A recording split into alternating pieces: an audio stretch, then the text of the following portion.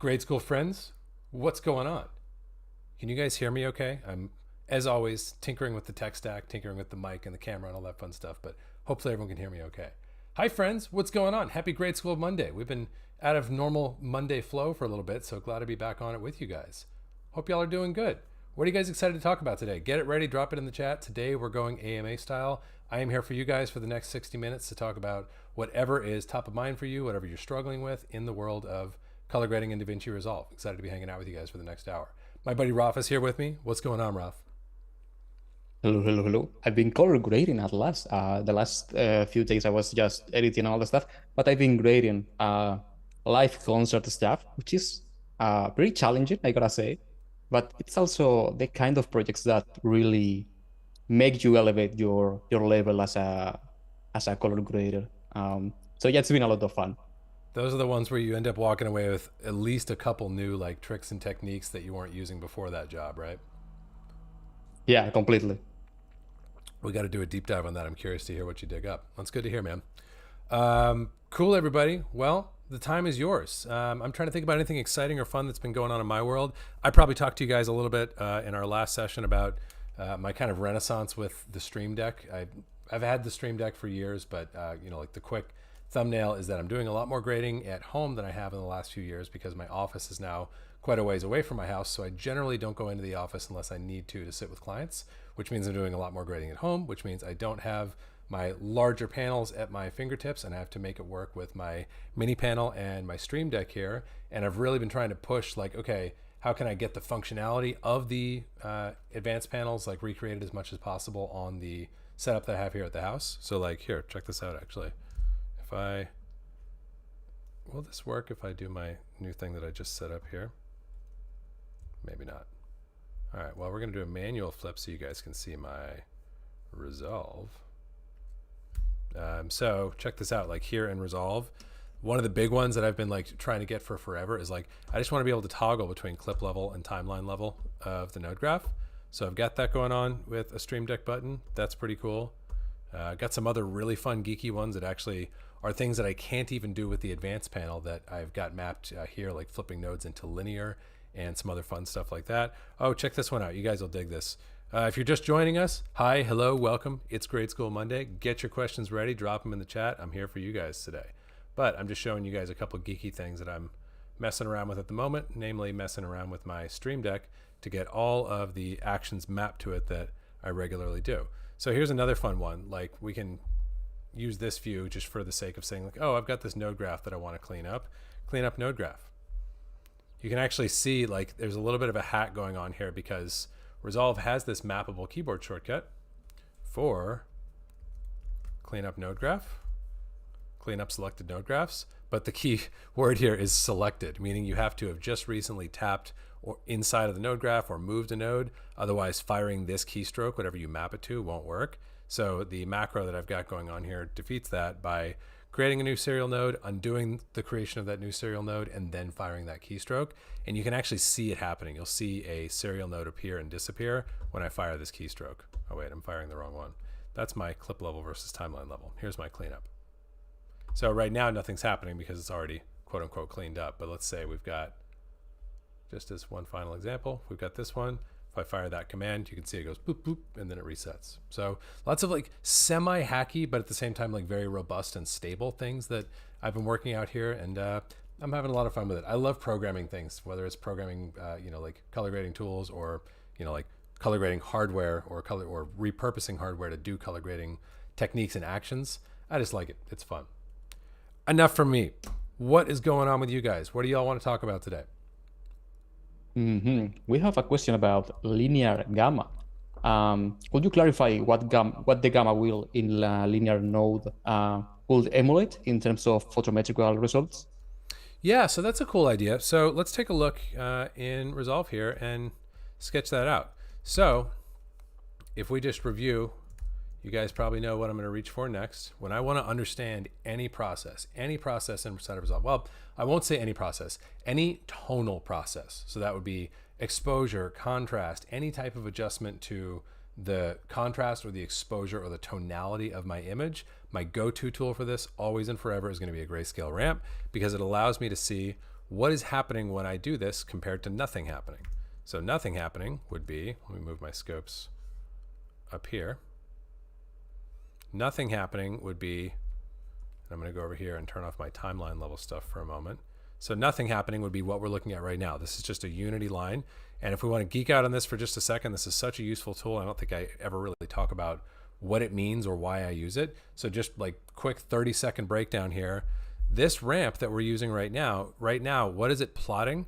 If we think about it in like geeky math terms, it is plotting y equals x. So what does that mean? That means output equals input at every point. So even though we don't have explicit numbers listed on this x-axis here, what you can observe is that at any input, if we're 10% of the way from left to right here and 10% of the way from bottom to top right here, any input of say 10%, if I look at what I'm going to get as an output on my vertical axis based on my input on the horizontal axis, it's going to be the same. So halfway across horizontally is going to give me halfway up vertically. It's just a pure unity ramp, okay? So with that said, let's take a look and see what we can learn about gamma. So right now we're just going to take a look at log gamma. You guys have probably seen this before, but that's the shape. That's the adjustment that we're getting when we adjust log gamma. This is a power function, okay? And it's happening within linear space. So this will be kind of fun. Let's grab a still now, and let's just flip this node. See if that actually worked. But not in this gallery. Yeah, delete that. I got more important things for this gallery. So let's grab a still on that, and then we'll use my fancy Streamdeck key that I thought I had it working. Maybe that one still needs work to flip my node into linear. So let's flip this into linear, see what we get.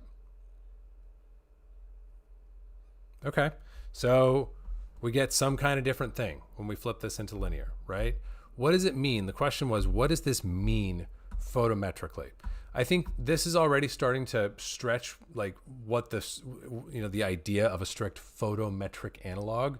For put that more simply, we're asking like, if while I'm in linear, many of you guys know because we've talked about it before, probably the foundation of this question is like, all right, I know that if I'm in linear and I boost my gain, that is modeling exposure, like literally how much light is being emitted onto the sensor, right? So the crux of the question is like, what are we modeling, quote unquote, when we do gamma instead of gain?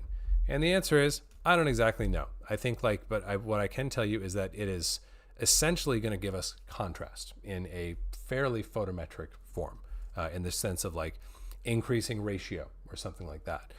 So if we look at, let's turn our stack back on, and now we're going to look less at our graph and more at our actual image and evaluate the character of contrast change that we're getting here. So I'm generally like softening contrast here. This is with positive gamma in linear. And if I go the opposite direction, I'm going to be starting to increase contrast here. So that's a long way of saying like my characterization would be that gamma in linear is giving you a form of contrast. There are many different ways to create contrast. You guys know one of my big passion points in color grading is that contrast isn't one thing. It's not one axis. In fact, it's one of the biggest like three-dimensional sandboxes, maybe the biggest three-dimensional sandbox that we play in when we're color grading, because what we are really doing is shaping what we were looking at a minute ago when we look at our, let me get this thing flipping over here again. When we look at this as our starting point, or rather this is our starting point, contrast in color grading is anything that alters this. And in broadest terms, you could say like, oh, this linear gamma adjustment that we are making is increasing or decreasing contrast, but really what it's doing is reshaping that curve. It's redrawing outputs at all kinds of different inputs. And the more we start to understand that and think more dimensionally, the more success we're going to have when we're color grading, because we can think of this as the three-dimensional problem and three-dimensional opportunity that it is. Okay, I feel like I answered like 3 more questions that no one asked me, but I hope I also answered your question. More questions about exposure and contrast. How do you know when your contrast and exposure are right? It's just a guesswork? Oh, I love this question. How do we know when our exposure and our contrast are right? By the way, Raf, confirm for me in the chat if you haven't already, like everyone is hearing Raf okay as well as me? I hope so. But the question right now is, how do we know when exposure and contrast are right? think about this for yourselves, guys. Like whenever we're doing these grade school sessions, those of you guys who are joining regularly, or if you're joining for the first time and you like what you're seeing and you want to come back and join again, one of the biggest things I'll challenge all of you guys to do, because it's going to help you get more out of these sessions, is I'm not the fastest to answer in the world, right? Like it takes me a minute to sort of frame the question and then give a thoughtful answer. In the meanwhile, while I'm doing that, think about critically, what's your answer? If I wasn't here to give you mine, what answer would you give? And then I want you to compare my answer to yours and look at, okay, what do I have to learn from what Colin has to say? What might be interesting about my initial take on that? Because I'm not infallible. I make mistakes all the time and I change my thoughts and opinions all the time. So this is a really great way for you guys to engage. Don't just listen and wait for me to give the answer and assume the answer is correct. Think of your own answer and then critically evaluate my answer against that answer. Okay? So the question is contrast and exposure. Really and specifically how we know when it's right, how we know when it's done.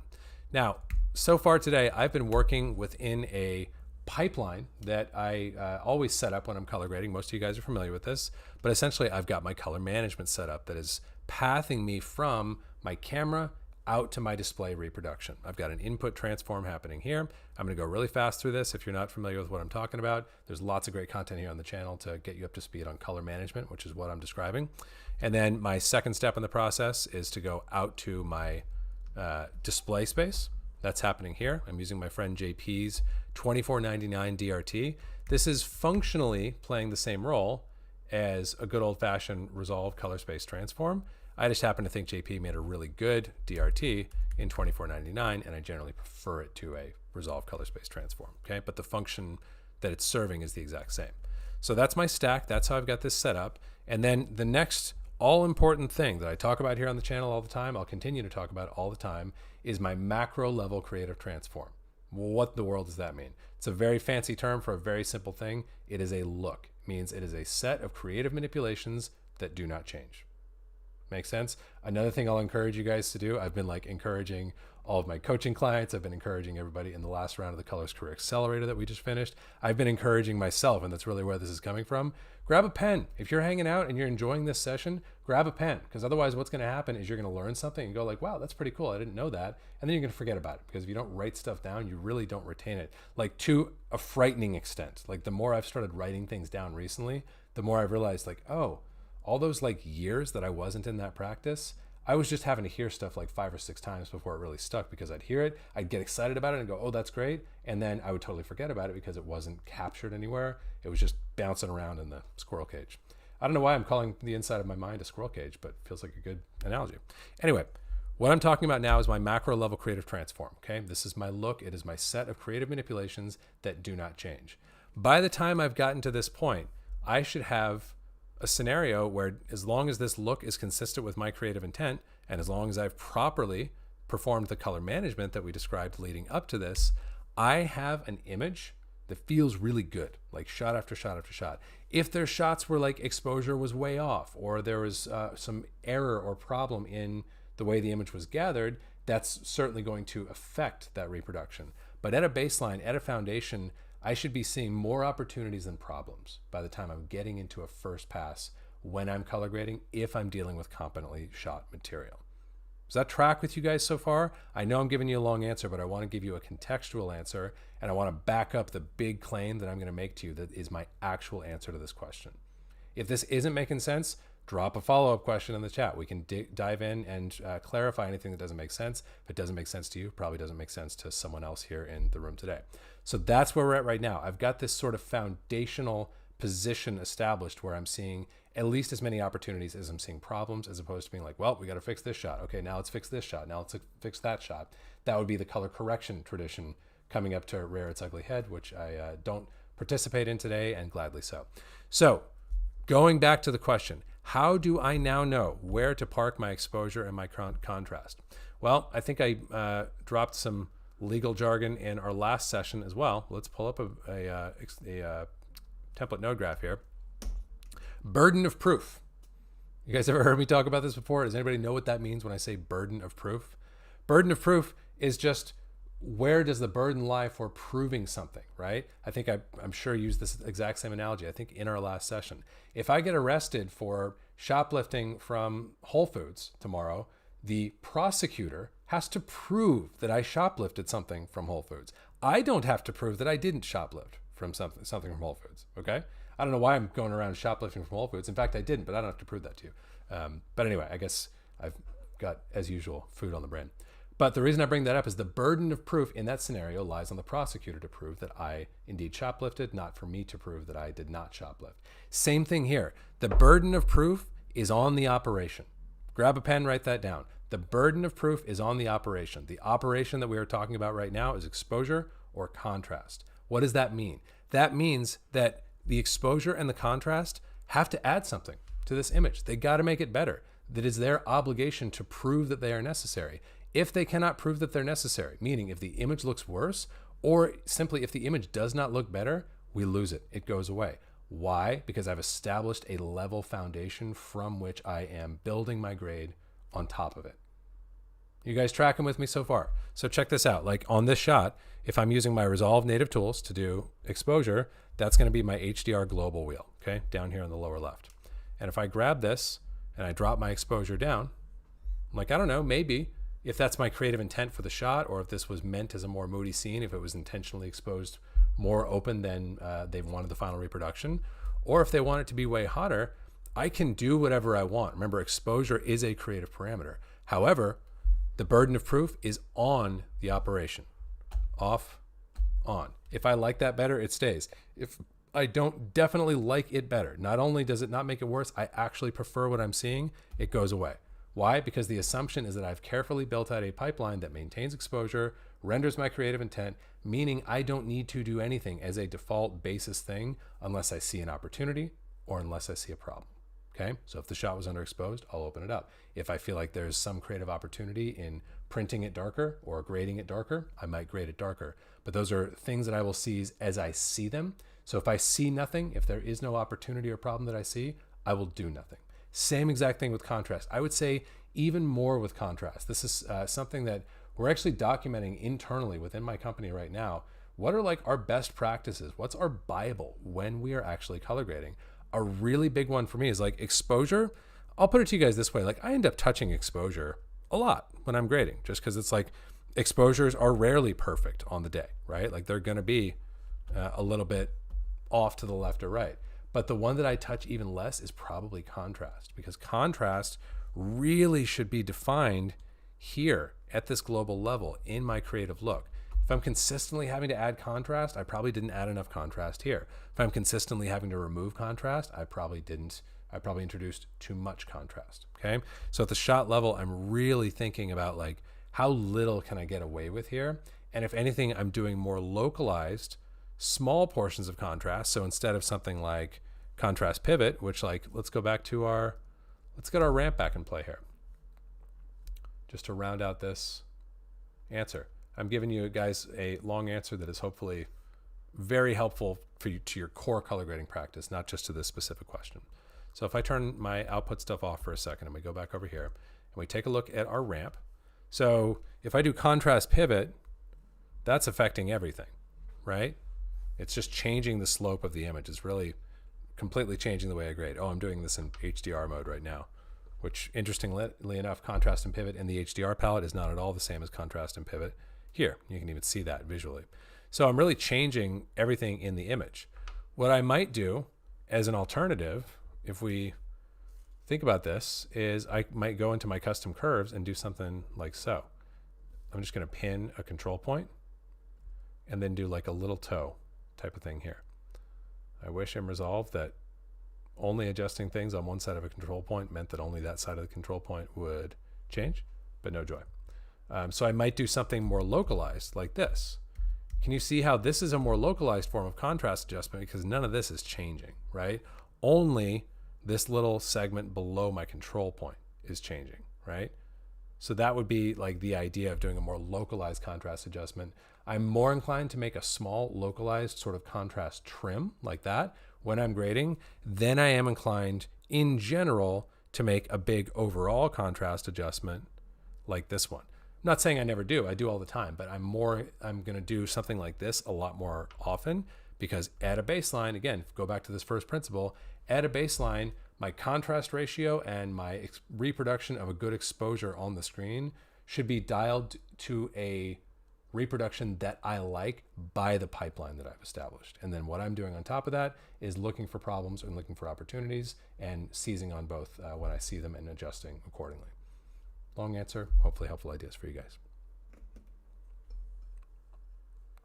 Question about color spaces. Can you explain the HSV color space and the HSV log from the color warper?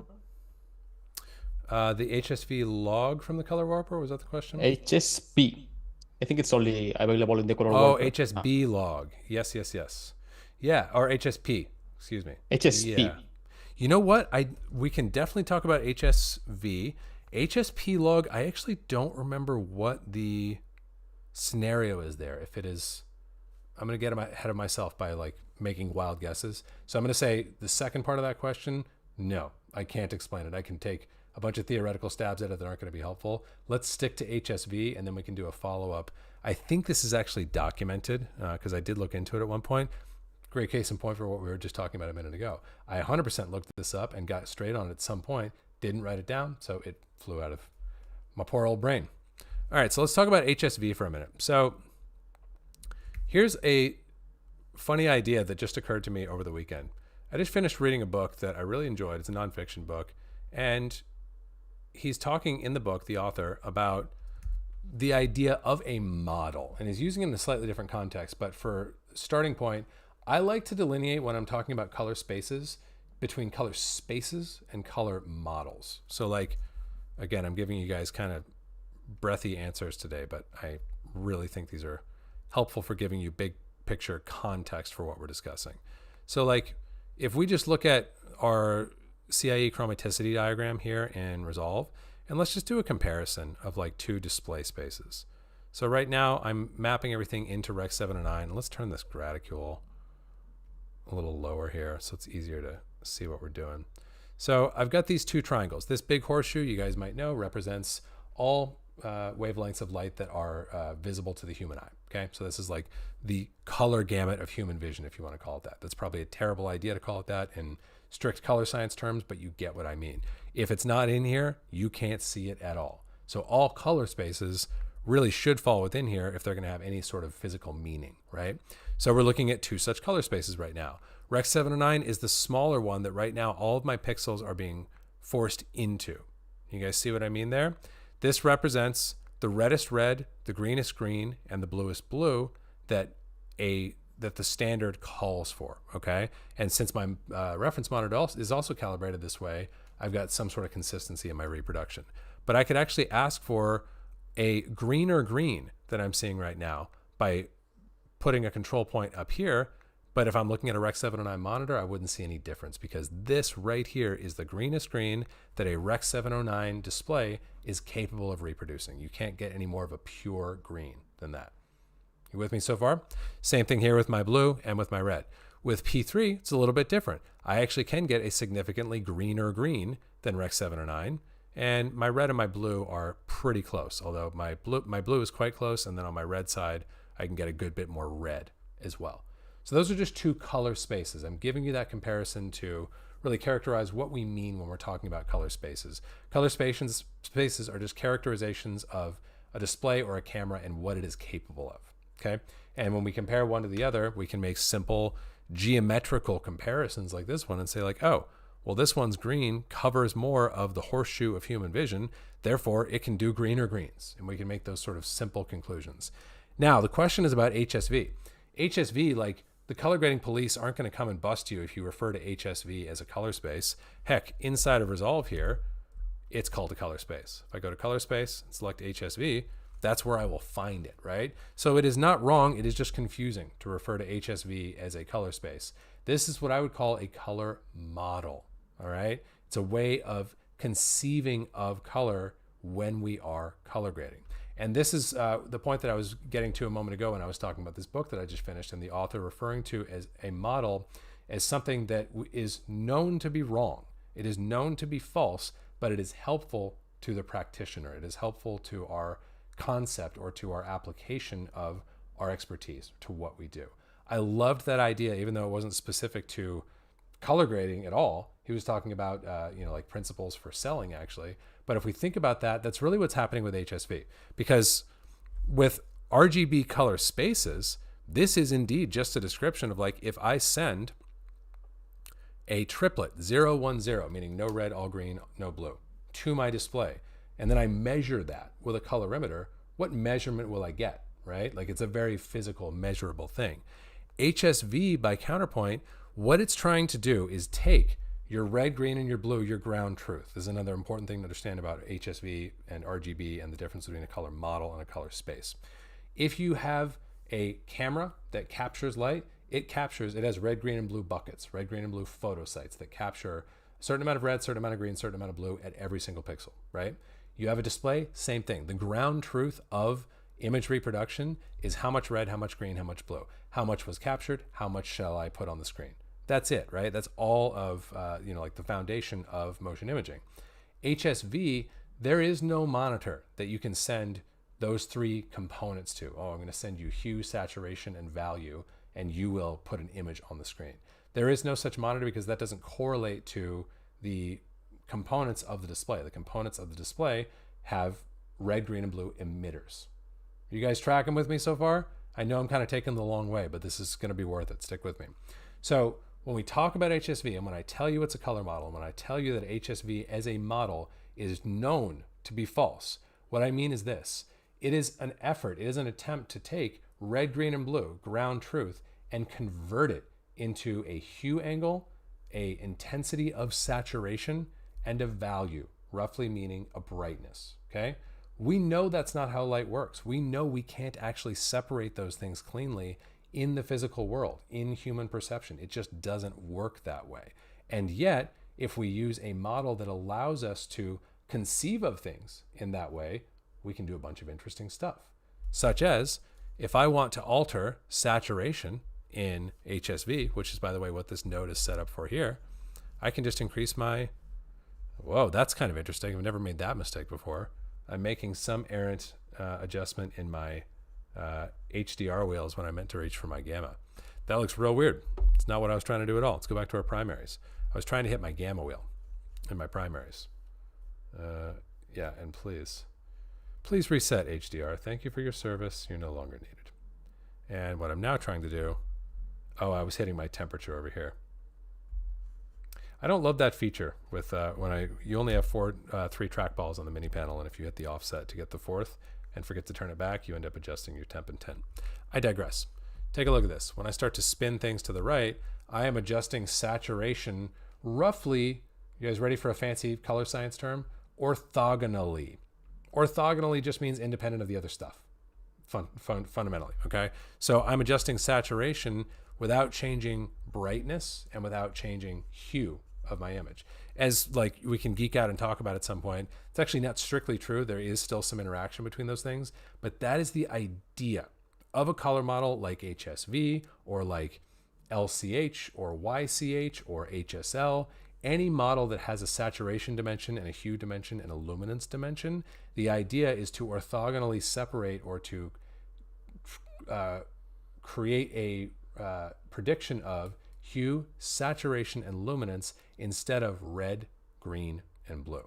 And there's all kinds of interesting things you can do within this, but the most fundamental one perhaps is, you can boost your saturation without changing hue or luminance, or without wildly changing hue or luminance.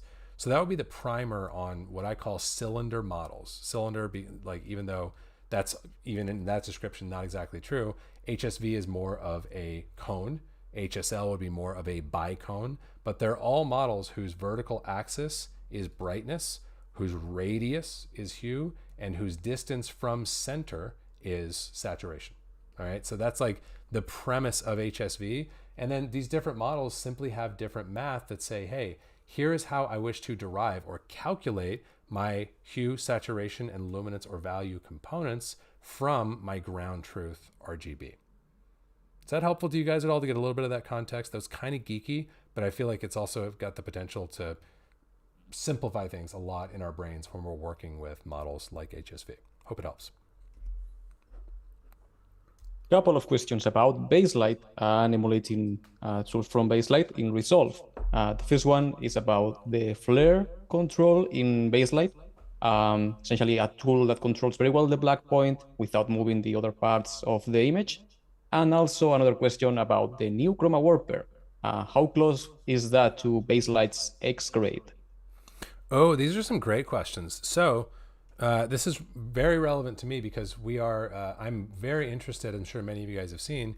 Baselight has a new Mac OS version, a new Mac OS license where for the first time you can have a fully functional, professional, client-facing Baselight system on a Mac OS system, and you don't necessarily need to buy a turnkey hardware and software setup that traditionally is very expensive and out of reach to most independent colorists. I'm very interested in that. We've actually just gotten a license, and we're going to be getting a control surface to play around with as well, because I'm very curious to log some miles on a Baselight. Some of the best colorists in the world run on Baselight. Some of the coolest tools that I've seen are in Baselight. But I would kind of kick that question down the road simply because like my immediate thought is like, I feel like some of these Resolve 20 tools, or like specifically the new Chroma Warper versus Baselight's X grade, I feel like there's some inferiority there. I feel like it's going to be tough to match the level. Same thing when we look at like the texture pop in Resolve versus like the texture tools inside of Baselight. But to be fair to Resolve, I have not had the chance to rigorously put those tools to the test. And my opinion on this is that I actually need to not only spend time testing, but I need to deliver jobs with clients in order to really assess the strength and the quality and the sort of character of a tool, which is exactly what we intend to do starting this week, actually, when we get our Baselight system up and running. So this is a conversation that I'm very keen to have going forward. But for me right now, it's a little bit theoretical. I have my theoretical ideas and biases that I'm going to try as much as I can to set aside and be like, okay, what is this car that I've been given? What is this tool that I've been given? What can it do better? What can it do as well? What does it just do differently than Resolve? So specifically with the Chroma Warper versus X grade, I think that's a comparison that I need to make in more of an apples to apples form than I've had the opportunity to make thus far. And with the flare, I would say kind of the same thing.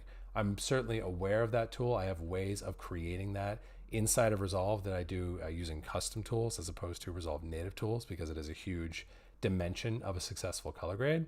But I've really not had the chance to be like, okay, let's stage that shootout and really compare the flare operations and contrast and tonal controls available to me within Baselight and how they feel versus their corresponding tools and operations in Resolve, and look at them on the basis of strengths and weaknesses and really how strong a product I can deliver, how quickly and consistently for color grading clients. So lots of experimentation and feedback with you guys to come on that front.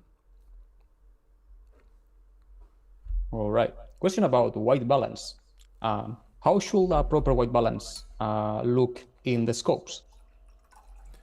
Oh, how should a proper white balance look in the scopes? I love this question. Let's think about this for a minute. Again, answer to yourselves as I'm giving you guys my answer. What do you think? How should a proper white balance look in the scopes? I haven't even looked at the chat yet today. This is crazy. Who's in the chat? Who's here? What's going on? Okay, Sasha's here. Jim's here. Amazing. Kushik, Myeonwang, amazing. Yeah, drop it in the chat. We're on this slightly lower latency mode here, so drop it in the chat. Like, share your guesses with each other. I'm curious to hear y'all's take. So here's what I would say. How should a proper white balance look in the scope? It really depends on what you're looking at, doesn't it?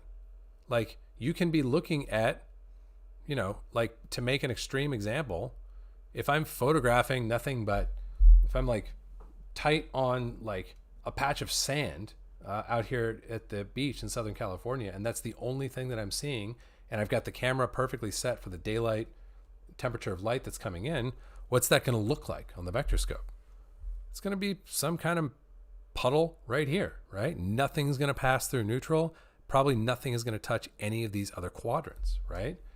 So it can really look like anything when you are white balanced. Now, I'm giving you that extreme example kind of on purpose to make a point that there's really no like globally applicable rule for how things should look in your vector scope when they are white balanced. but there's some principles that we can observe. Here's one that I just generally talk about in terms of white balance, and then just in terms of balance in general and successful grading in general. You guys have heard me talk about this before. When I'm balancing my image, what are the two things that I'm looking to do on every single initial pass of my balance node here? We want to optimize skin tone. That's number one, meaning I want to make skin tone at least not look any worse, ideally look better than it did before. Let's reset our SAT operations here. I don't think we need that at the moment. Definitely don't need a lift in there. Come on, primaries, just fully reset. Am I the only one who gets driven nuts by little icons indicating stuff that's happening that really are not indicating anything that's happening? Maybe. If not, let me know. Maybe I'll feel a little bit less alone. But check out here in our balance node. So what I'm looking at is two things. How do I make my skin tone look as good or better? And just as important, how do I max out my color separation? So like, actually this shot a few prior is a great one to demo this idea on. So this is a shot that you could indeed look at and see a white balance opportunity or a white balance problem, right? What I really see more than a white balance problem, I actually don't see, I don't think about things in terms of white balance all that often. Like what I'm really thinking about, let me turn on my skin tone indicator, because even though that's not a hard and fast thing that I feel like my skin tone has to hit, I like having that context in there. What I'm thinking about here, whether the shot comes in feeling like it needs to be corrected in some form or just feels great and I don't even know if it needs anything, I'm still thinking about the same things. Make the skin look good and max out the color separation, okay? And those two rules, guys, you will be amazed. Y'all can call it out to me in the chat, anyone who's taken on my premise for this. Let me know, how has it worked for you? Does it serve you well? Does it consistently allow you to get good results out of all kinds of different shots? I'd love to know. But check this out. You could call this my white balance, but it's really just me going, well, how can I make my skin look as good or better than it did before? And how can I get more separation? And how do I know when I'm doing that?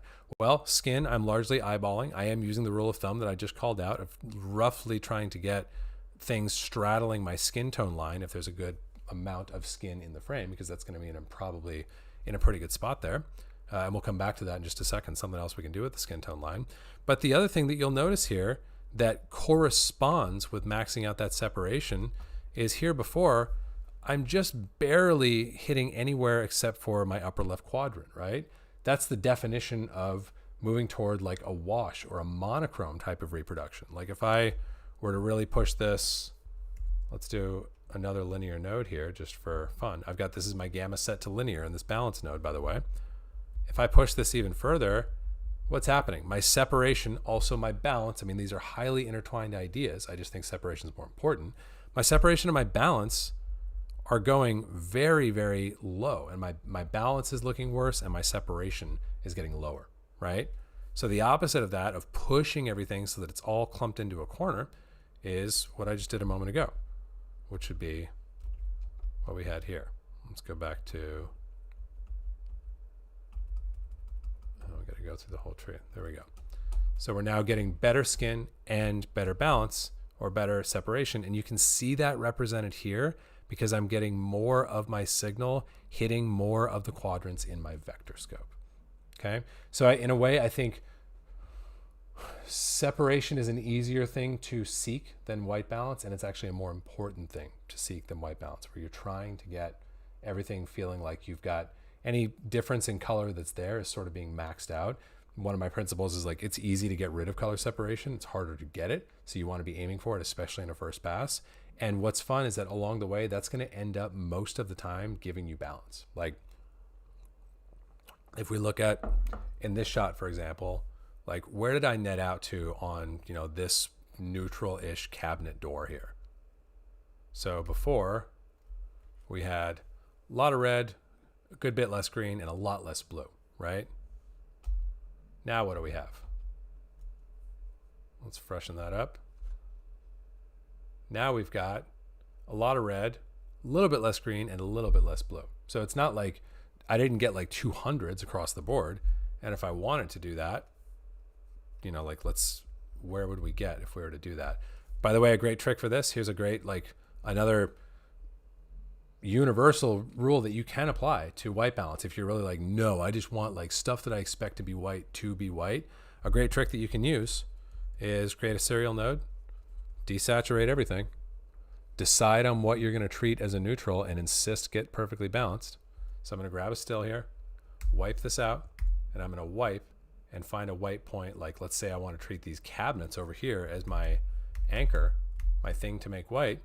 And you can go to town here and just move your trackballs until you're getting what you're looking for. See what I mean there? So something like that. I'm gonna try to find the perfect, there we go. It's starting to feel pretty good. You can even see like that's got me sort of solved here, but it's gonna be different in other parts of the frame. So if we look at this, there's our big reveal. So that's treating this as white. And I think we could probably reasonably conclude that wasn't white on the day. Either there was a warmer source hitting it, it's a warmer surface, but that's not netting out to what feels like a very balanced image. But you can do this as many times as you want and be like, okay, I picked a bad white thing. Let's try something else. Because you'll see, like if I reset this and I wipe to some other thing in the frame, I'm going to get a different response than I had over there. It's going to take a different correction in my RGB gain, in my primary gain, to get what I'm looking for. So you can play around with that. That's a way of getting like objective absolute white balance, or that you can use if you want to. It's free, it's yours. I don't use that, typically speaking. What I'm using is my playbook that we just reviewed, where I'm like, I'm looking for maxing out, like here's the strict white balance scenario that we just came up with. Maybe that's a little better than when I was balancing over here. Like you can see these are still being left a good bit warmer than what I'm getting now. Here would be that play. And again, if I just kind of feel my way to what I would actually want to do here, that would probably be something more like this. So if we compare those, here's the white balance play, here's my just eyeball balance play.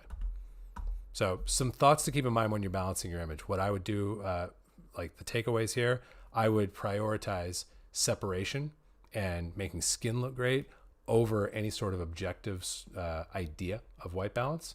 If you want to get objective white balance just for the sake of kind of feeling it out, then you absolutely can use that desat and then wipe to a neutral thing in the frame and balance accordingly trick, just to see what's there, and even just to get a baseline of like, all right, here would be balancing things perfectly against that point. But those would be how I would think about the balancing topic. Couple of questions about highlights in film emulation. The first one, why usually the highlights lean towards green or yellow? Is that something cause? Is it because of the print, or it's just subjective color grading? And also the other question is how to achieve filmic highlight roll-off. What are your go-to techniques, and yeah, what are your favorite tools to create that roll-off? Okay, cool. We got some beefy ones here. Yeah, so let's talk about film emulation. Let's talk about what we can think of as the grayscale, like journey, like the tonal journey from black to white, and then how we can really create the feeling of filmic highlight roll-off when we're grading. So a couple of ideas for you guys. Here's the first one. Whenever you're thinking about why does this happen in film, the answer to literally any question you could ask in the form of why does this happen when you're talking about film, it's always going to be some combination of because they engineered it that way with the limited control that they had over this process. Does that make sense to you guys? Like, it's the same way with digital cameras. Like, it's not like we can control every physical aspect and behavior of digital sensors either, but it's more so when we're talking about film, because you're talking about chemistry. You're talking about like a physical chemical response to light that has to go through a number of different processes. But that chemistry stage has to happen twice. You have to convert light into chemistry that's going to be laid down onto very complex layers of film, once for the negative, once for the print. So the answer to any question we could ask is because they wanted it to be that way, and because that's what the film does. It's always tension between those two things, is what I've learned anyway over the many years of studying this stuff and having the opportunity to be mentored by some of the smartest brains in this space. So when we ask the question, why do highlights in film tend to go greeny, for example, or tend to go greeny yellow?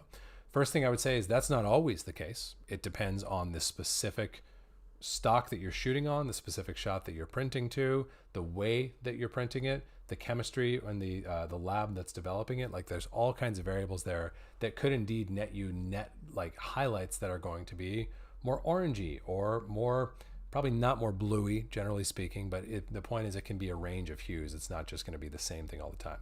But you're right. That's definitely a thing that happens where you get, we could say, to put it even more broadly, you are basically never going to get truly neutral highlights or shadows when you're printing film, even with the most control, even with the best, like most calibrated systems in the world.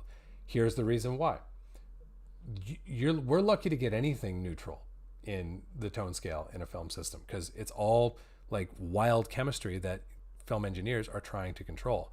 But the thing that they are focused in on controlling, the gold standard, the anchor for film reproduction, is what's called LAD. That's your laboratory aim density. It's basically middle gray. So what the entire design of a film system is aimed at and what the success of a like film process is measured by is, are we getting a neutral patch through the system? A neutral patch specifically of gray. Okay, so like if we look at, do I have a film LUT that I can pull up for you guys? I mean, we can look at Kodak's LUT as a at the Resolve Kodak LUT as a starting point. Let's just do this. This will be a recap from what we touched on last time. We're going to tee up for the Kodak LUT in a bit of a more robust way than just the old-fashioned Rec 709 Cineon setup here. So we're going to say, I'm going to take my DaVinci wide gamut and convert it to ACES, like so. Then I'm going to go, now I'm in ACES, so I can go to an ACES transform, say no input transform, because that just means ACES, means ACES linear AP0. And I'm going to move into the 80x10 metric, which is designed, it's the Academy Density Exchange. It's designed to convert my image pixels, my code values, into density amounts that are going to make sense for feeding into a film negative. And now we can look at our 2383. I like the D60. Okay, so something like that. And then let's just reset our grade here. So this would be a reasonable reproduction of a film system. And we're going to go to our, or characterization of some of what you would see in a film system under certain conditions to give some more geeky specific definition there. And let's go to our grayscale ramp. Our good old friend, the grayscale ramp. And I'm actually going to simplify this and make the grayscale ramp fill the frame so it's easier to see what's happening. Check out what's happening here. You see this crossover point? This is the engineered LAD point of the system, the LAD point, the middle gray point, the point where things are neither being pushed cool or warm. Okay. Now I will tell you guys something that we don't see in these LUTs is we're really only looking at the print side of the equation right now. If we were to look at the way this stacks up against the curves and the curve response of a negative, we would see something different here. But what would still be the same is there's still going to be a crossover point. We're going to get some kind of contamination or bias or tinting in the bottom of the image. It's going to slowly converge until it's neutral toward the middle, and then it's going to start to diverge in another direction at the top. So the reason why this happens is because I think very sensibly film engineers decided long ago, if we can only control for one point, if we can't guarantee that this entire tone scale is neutral, what should we control for? What they decided on was a standard middle gray value, an LAD patch that they're going to try to engineer to allow to pass through the system without being biased or tinted. Okay? So that's why we see the changes above and below that point, because they couldn't control everything, and what they opted to control was this right here. Hope that makes sense. That's part one. Let's talk about highlight roll-off now. So this is going to be, I'm going to give you guys more of an aesthetic, a subjective feeling to take into this than anything specific, than like a specific tool. We can talk about tools for a minute, but what I'm going to give you is a prescription for the feeling of it. Here's the challenge. My challenge anyway. I'll put it to you guys in the form of a story. When I first started grading HDR back in 2017 and 2018, and I first saw HDR monitors and I was given the opportunity to participate in mastering for HDR for Netflix and other big streaming platforms, I was like the biggest evangelist for HDR. I was like, man, this looks awesome. Like, I love the way it twinkles and sparkles and it just feels so much more engaging.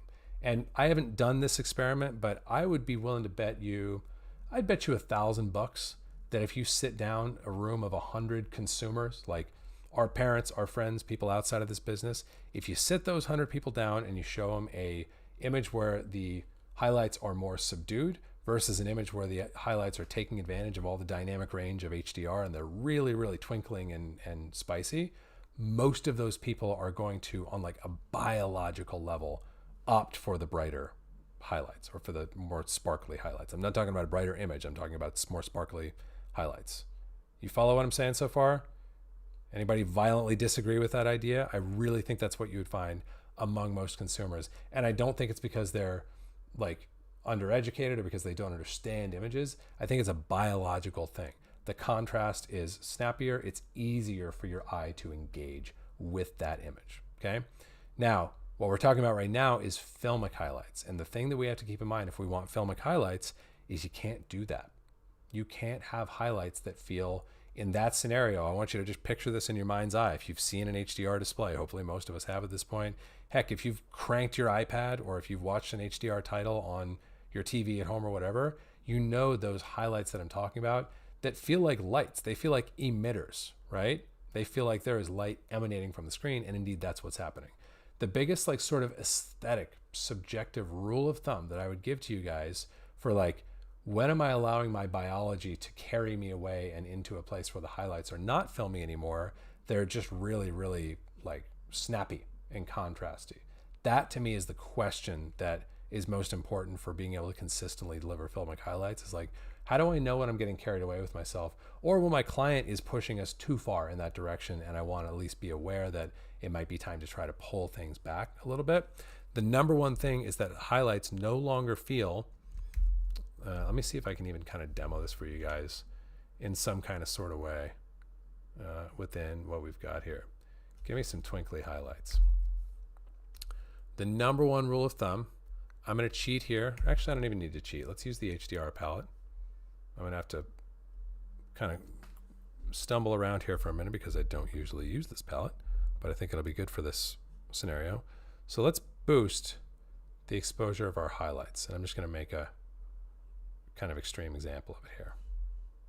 So if we're doing something like this, or like, I'm kind of going far with this on purpose, but let's like also add some sat.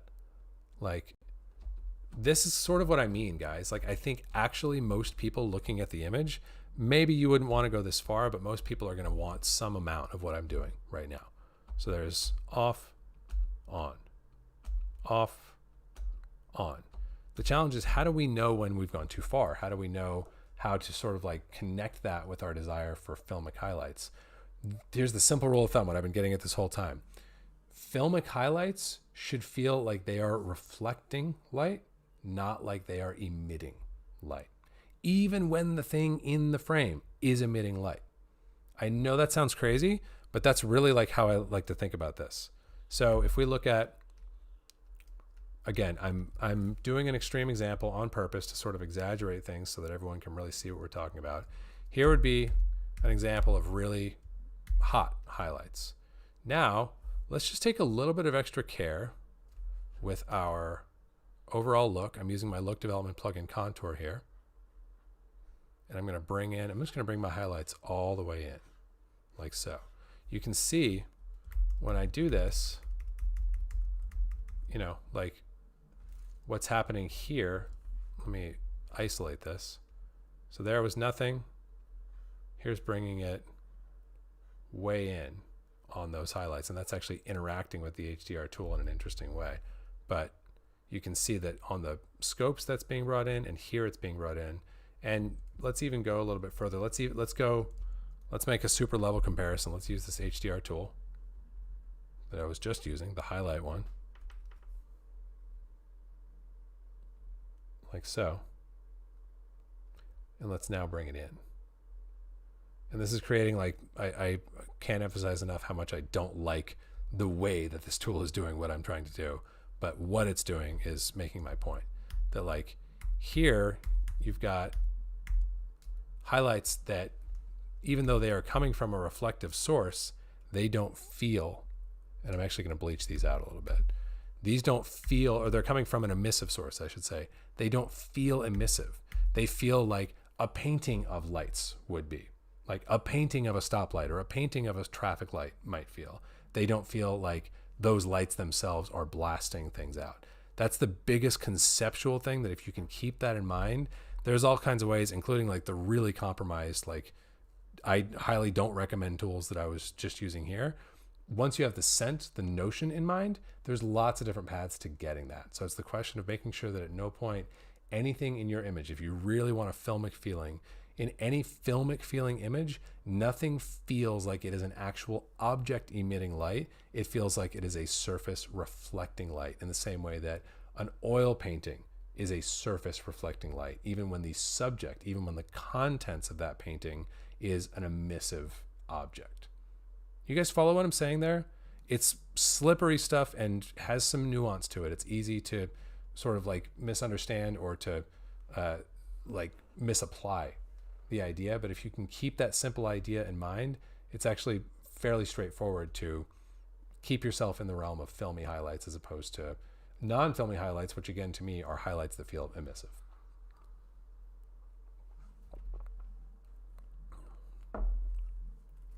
All right. Question about printer lights. Is it possible to have the same feeling that you get when you use printer lights, but using linear gain instead? Like for example, if you apply 1 point of red, for example, is there any equivalent value for linear gain? Yeah, absolutely. I feel like I'm having another like lapse of memory here, but I believe, if anyone knows better in the chat, you can totally correct me. If memory serves, actually we can do the math. So I'm gonna geek out with you guys. I remember the film metric, but not the real world metric. So a printer point in a normal film printer represents 0.025 log E, log exposure, and a stop of exposure in that log metric is 0.3. So 0.025 divided by 0.3, that's 0.0833. So if we do 1 divided by 0.0833, that's about, so per like one printer light represents a change of 1/12 of a stop in that channel. Now that gets a little bit messy because you can't adjust. This is again sort of like our conversation about models and how they're fundamentally false. You can't actually do one stop of red. Like, I mean, you could, but it would be much more complex than just treating it as 1/3 of the overall image. It would get a little bit complex. But as a general rule of thumb, if you're like, hey, I want to do a system in linear gain, that would net out to doing something like, hey, I'm going to adjust I want a unit of 1 on my slider or on my control surface, like whatever I'm doing, to represent a change of 0.0833 times 2 to the power of 1 times 2. Does that make sense? Because it's 1/12 of a stop, which is a doubling of the light. So if we like do all that out, and if my math is correct, we're basically looking at changing our linear gain by this factor for each stop of light in each channel. So that would be like the sort of like metric or the scaling that you would set up in order to get the feeling in, if we're talking about a DCTL or a tool, to get a feeling of 1 equals 1 printer point. That's how you would go about setting that up, at least potentially. Now, how would you do that in Resolve? I don't actually know. I feel like there's maybe even a clever way to, I feel like, Thatcher, are you in the house today? I feel like I want to phone a friend. I want to ask Thatcher. I don't know if he's here. I don't think he's here. Darn. Well, future Thatcher, if you happen to be watching this episode, then you're missed. But this is something that like Thatcher's done some really interesting stuff with, like with remapping the behavior of lift, gamma, gain, and offset on a control surface to do different things. These are free tools that he's got on his GitHub. If Ralph, if you have his GitHub link handy, then drop it in the chat. So that's why Thatcher came to mind, is as a way of like thinking of how could we repurpose what Resolve calls printer points to work in a different domain. Now, even if you could do that, would that scale it and get you the feeling of like, oh, one click of printer point equals 1/12 of a stop in linear? That's probably a tall order. I'm not sure that's possible, but at least that gives you guys some anchor, like Why do printer points feel the way they feel? The reason they feel that way is because in traditional printing, they represent 0.025 log E, where 0.3 represents a full stop in exposure change. So roughly speaking, a change in increment of any single channel is going to be 1/12 of a stop. And that might give you some sort of interesting basis to continue exploring and thinking about it. And really, maybe the very short and direct answer to this question is there's no easy way to do that natively inside of Resolve. But I feel like that's kind of our theme today. Maybe that's always our theme, and I'm just now becoming aware of it, that I didn't necessarily give you a tidy and quick answer to the question that you asked, but maybe lots of other interesting things to think about and broader context for the ideas that we're exploring. Okay, let's do one bonus one. We got time for one more.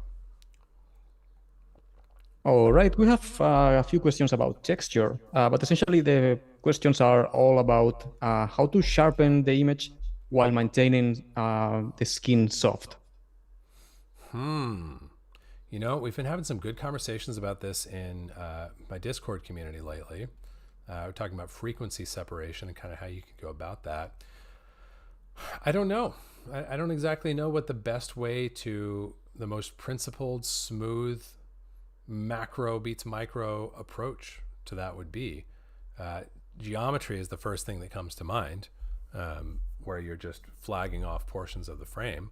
That doesn't really drive my brain wild, but it would certainly work to contemplate something like, where's my shape here? There we go. So if I kind of like tune the shape up to be much more focused on her, and we can ignore Mom, the other character, for a minute now. So I've got this, and this is already set up to be an outside node or an outside window. And if we do this, and then, like, I don't know, let's just do mid-tone detail and crank everything else. That's probably not the most original or robust idea, but that would be one way of getting at it. Other than that, you could look at maybe keying that area. Maybe you could do a really broad hue-based key. So instead of doing it like this, you would do something like taking your qualifier, and if we just narrow our width quite a bit and then sweep until we're getting our skin, something like that. And then, you know, if you wanted to, you could do like a little bit of a loom thing to kind of get the low end stuff out of there. It's actually not even doing that much, so I'm going to ignore that. Maybe it's a little bit of a low end sat. Same thing, it's not really doing much for me. So we'll stick with the hue. We'll go a little bit softer here, maybe a little bit wider. And then I would look at potentially blurring the matte a little bit as well. And then if we turn that highlight mode off and we flip the matte over to an outside setup, so now we're affecting everything else, we could try the same thing and just take our mid-tone detail. That definitely feels better, right? So you could look at something like that. Like it's always a question, like, here's a good parting thought for you guys. Anytime you're asking the question, how can I do this without affecting skin? You want to be aware there's kind of a booby trap there, because skin is really easy for our brain hardware. Remember, your eyes are actually just part of your brain. Like they're literally like a part of your brain that sits outside, or that like is a window to the outside world, but they're literally just a part of your brain. And our brain hardware is what makes skin feel so distinct and obviously separate from the rest of things. Like we immediately spot skin. We can immediately detect. We might like totally overlook all kinds of other problems and grades, but if skin tone feels off, we're like, yeah, that didn't feel good, right?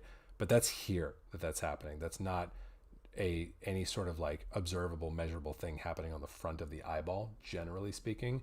What I mean, the way to think about this is that skin is not particularly colorimetrically distinct. It's kind of like a low saturation, yellowish, orangish color. It's not particularly distinct. Even in the key that we were pulling just now, we can see it. Like, it's not that colorimetrically distinct from her hoodie or from Mom's hair. Like, it's distinct to our eye, but it's not distinct in any sort of objective colorimetrically measurable form. For it to be distinct, it takes more hardware that happens in processing and software that happens in here. So anytime you're asking the question, how can I do this but without affecting skin tone? Or how can I do this in a way that only affects skin tones? Just be aware, 9 times out of 10, you are stepping into a booby trap. That's the booby trap they stepped into. Not to beat up any further on the color slice tool. I think the color slice tool has a lot of great ideas in there. Biggest problem with the color slice tool is this skin vector. It shouldn't be in there. Totally know why it's in there. If it wasn't in there, I guarantee you users would be like beating up on Blackmagic to add it in there, because we all want tools for manipulating skin. But the fundamental problem plays out really well here. Look at the size of like the little slice of pizza in the skin vector versus these others. It's a little teeny tiny thing because it's not anywhere as big as cyan or green. It's not particularly colorimetrically significant. It's just significant to our vision. So it's difficult to cleanly separate from the rest of the image to cleanly and consistently do it. So most of the time when you're asking that question, it's a question that's going to lead to problems. Now, what you can do, this is a callback to what we talked about with film systems a moment ago. One of the most robust workarounds for this, or solves for this, is to say, hey, I want to have a point. I want to identify skin based on the basis of it being at a particular point in the tone scale. So if I know that skin is, generally speaking, like, let's just evaluate this in scene space before we plot out, before we map out to display space. Like, where is her skin going to plot on the histogram? So we got a blue channel that's lower, a green channel that's higher, and a red channel that's higher than that. We're right around, if I set my reference level to 33.6 out of 100, which is where DaVinci Wide Gamut Gray lives, we're anchored right around DaVinci Wide Gamut Gray. And that's often going to be the case with skin tone that's been well exposed or been adjusted in the grade to be well exposed. So one play that we can make is to say, hey, I'm going to treat the middle gray portion of the image as sacred. I'm going to, like if we look at, this is a slightly different conversation, but if we look at here in contour at the split curve that's in play right now, I'm going to exaggerate it just so it's easy to see the plot. It has a crossover just like that film curve that we were looking at a minute ago. That crossover by default is sitting right at a pivot of 0, right at DaVinci Gray. So what does that mean? That means even though I'm pushing cool here and warm here, I'm going to have the least effect right here because she's right in that slot for middle exposure where things are being allowed to pass through with very little tinting or biasing happening. So that's one of the more principled, broad, clean ways to target skin, is to say, target everything that's middle exposed and work above and below that point. If you're targeting it directly colorimetrically using like a qualifier or something like that, it's often going to be problematic and difficult to repeat across lots and lots of shots. Hope that helps. Okay, guys, that was a great sesh. Thanks so much for your awesome questions and for showing up and hanging out with me for an hour on this fine Monday morning. I hope this kickstarts you off to a great week. I hope everything goes great for y'all, and I will see you here on the channel super soon. Take care, guys.